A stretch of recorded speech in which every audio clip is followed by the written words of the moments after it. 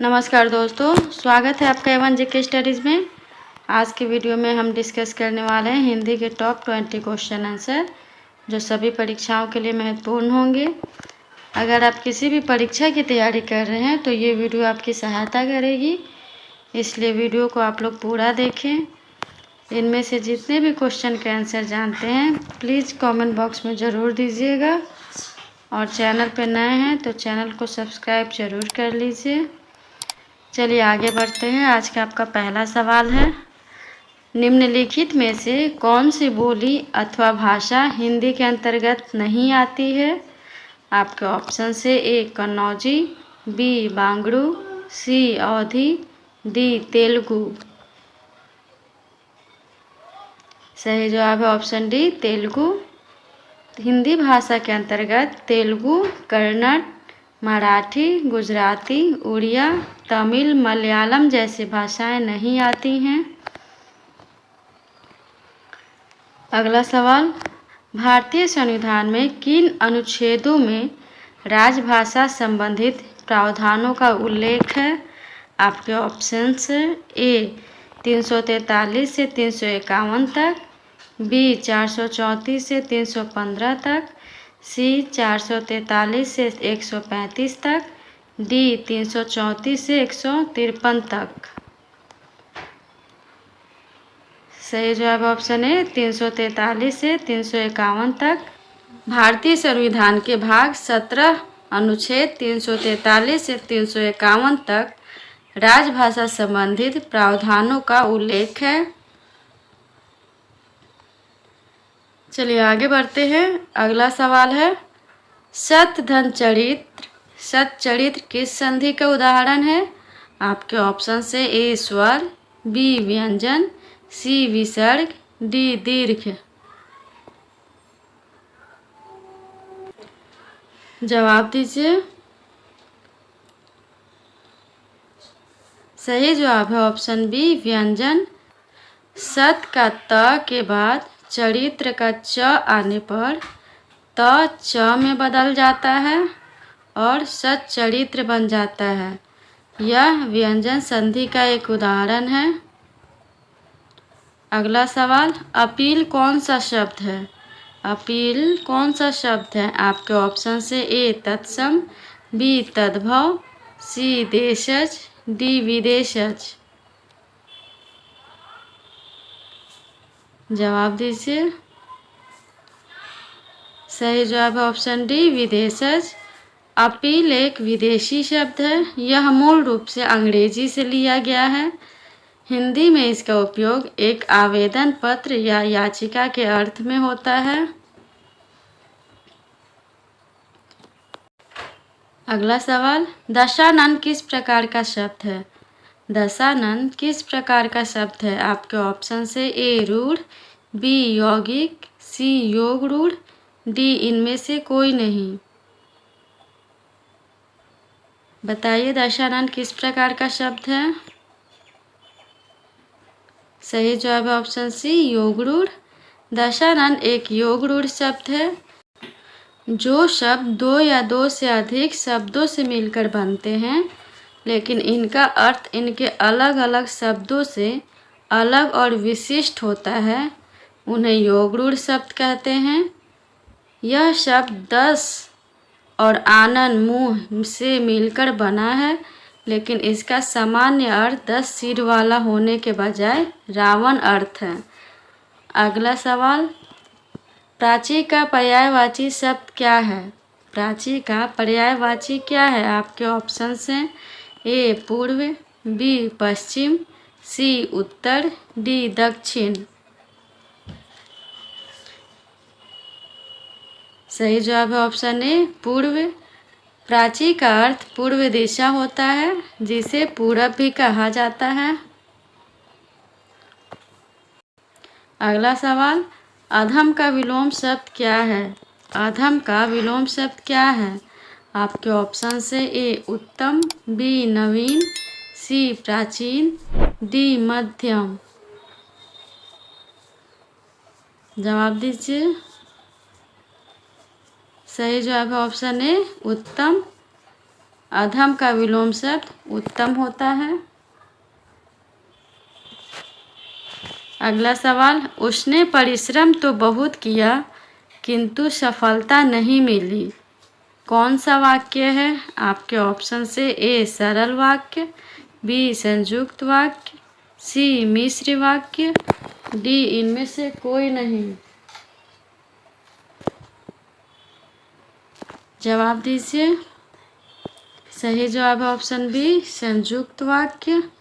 संयुक्त वाक्य में दो या दो से अधिक सरल वाक्य होते हैं जो संयोजक शब्दों जैसे किंतु, परंतु, लेकिन, तथा, या, एवं, अथवा और बल्कि, अतः से जुड़े होते हैं। अगला सवाल है, प्रयत्न के आधार पर ल किस प्रकार की ध्वनि है? आपके ऑप्शन से ए पार्श्विक, बी उत्क्षिप्त, सी प्रकंपित, डी संघर्षहीन। बताइए ल किस प्रकार की ध्वनि है? सही जवाब है ऑप्शन ए पार्श्विक। प्रयत्न के आधार पर ल एक पार्श्विक व्यंजन है। इसका मतलब है कि जब ल का उच्चारण किया जाता है तो जीभ तालु को छूती है, लेकिन हवा मुख के दोनों किनारों से निकलती है। अगला सवाल, शुद्धवर्तनी वाला शब्द कौन सा है?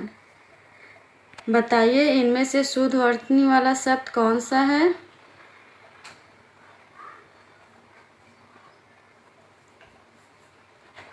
जवाब दीजिए। सही जवाब है ऑप्शन डी सुषुप्ति। ये सभी प्रश्न परीक्षा के दृष्टिकोण से बहुत ही महत्वपूर्ण है।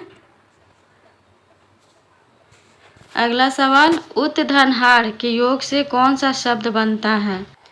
आपके ऑप्शन से ए उतार, बी उधार, सी उदार, डी उद्धार। जवाब दीजिए। सही जवाब है ऑप्शन डी उद्धार। उत्तधनहार के योग से उद्धार शब्द बनता है। उत शब्द के अंत में त व्यंजन है और हार शब्द के प्रारंभ में ह व्यंजन है।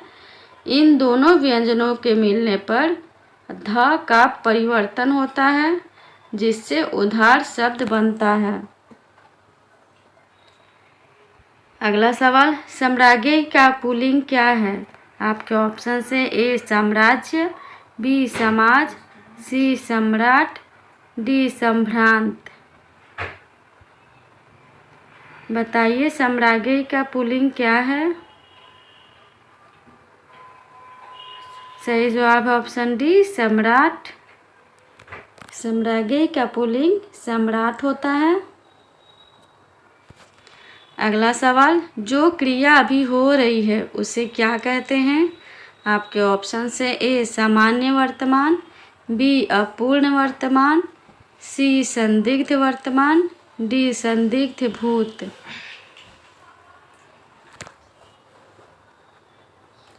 जवाब दीजिए। सही जवाब है ऑप्शन बी अपूर्ण वर्तमान। जो क्रिया अभी हो रही है उसे अपूर्ण वर्तमान काल कहते हैं। अपूर्ण का अर्थ है अधूरा और यह क्रिया के रूप में लगातार होने वाले कार्य को बोध कराता है, जैसे वह खेल रहा है। अपूर्ण वर्तमान काल के वाक्य हैं। अगला सवाल, निम्नलिखित में कौन सा शब्द कर्मधारय समास है? आपके ऑप्शन से ए चक्रपाणि, बी चतुर्युगम, सी नीलोत्पलम, डी माता पिता। जवाब दीजिए। सही जवाब ऑप्शन सी नीलोत्पलम।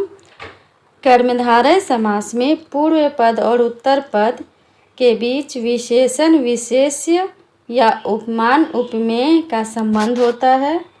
नीलोत्पलम में नील यानी नीला, उत्पल यानी कमल का विशेषण है। अगला सवाल, रसोत्पत्ति में आश्रय की चेष्टाएं क्या कह जाती है? आपके ऑप्शन से ए विभाव, बी आलम्बन, सी अनुभव, डी उद्दीपन। जवाब दीजिए। सही जवाब है ऑप्शन सी अनुभव। रसोत्पत्ति में आश्रय की चेष्टाएं अनुभव कही जाती हैं। ये वे शारीरिक और मानसिक गतिविधियां हैं जो अस्थायी भावों को व्यक्त करने या प्रकट करने के लिए आश्रय यानी मनुष्य द्वारा की जाती हैं। अगला सवाल, इनमें से कौन सी छंद शास्त्र की प्रथम पुस्तक है? आपके ऑप्शन से ए काव्य प्रकाश, बी छंद सूत्र, सी रसिक प्रिया, डी छंद प्रभाकर। बताइए इनमें से कौन सी छंद शास्त्र की प्रथम पुस्तक है? सही जवाब ऑप्शन बी छंद सूत्र। छंद शास्त्र की प्रथम पुस्तक छंद सूत्र है, जिसे पिंगल द्वारा लिखा गया था। अगला सवाल, पट पीत मानहु तड़ित रुचि सूचि नौमी जनक सुतवारम में कौन सा अलंकार है? आपके ऑप्शन से ए उपमा, बी रूपक, सी उत्प्रेक्षा, डी यमक। सही जवाब है ऑप्शन सी उत्प्रेक्षा। जब किसी वस्तु या व्यक्ति में किसी दूसरी व्यक्ति व वस्तु की समानता दर्शाने के लिए मानहु, मनु, जानहु जैसे शब्दों का प्रयोग किया जाता है तो वहाँ उत्प्रेक्षा अलंकार होता है।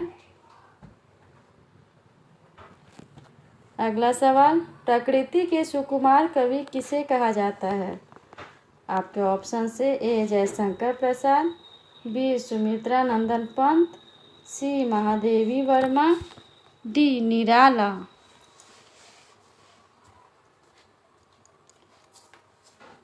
जवाब दीजिए। सही जवाब है ऑप्शन बी सुमित्रा नंदन पंत। प्रकृति के सुकुमार कवि सुमित्रा नंदन पंत को कहा जाता है। वे छायावादी युग के प्रमुख कवि थे और उनकी कविताओं में प्रकृति के प्रति गहरा लगाव और प्रेम दिखाई देता है। अगला सवाल, व्याकरण क्या है? व्याकरण क्या है? आपके ऑप्शन से ए भाषा का नियम, बी भाषा का उद्भव, सी भाषा का विकास, डी इनमें से कोई नहीं। बताइए व्याकरण क्या है?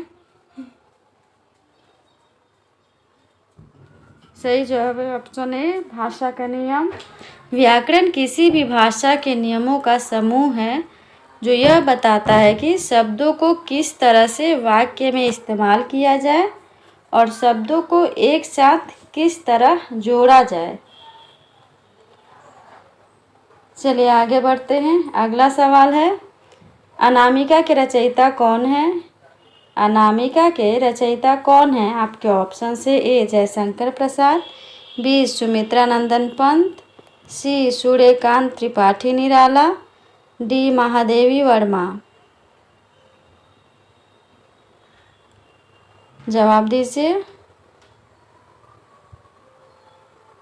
सही जवाब है ऑप्शन सी सूर्यकांत त्रिपाठी निराला। अनामिका पंडित सूर्यकांत त्रिपाठी निराला की एक काव्य रचना है। आज के लिए इतना ही। अगर वीडियो अच्छा लगा हो तो वीडियो को लाइक और चैनल पे नए हैं तो चैनल को सब्सक्राइब ज़रूर कर लीजिए। धन्यवाद।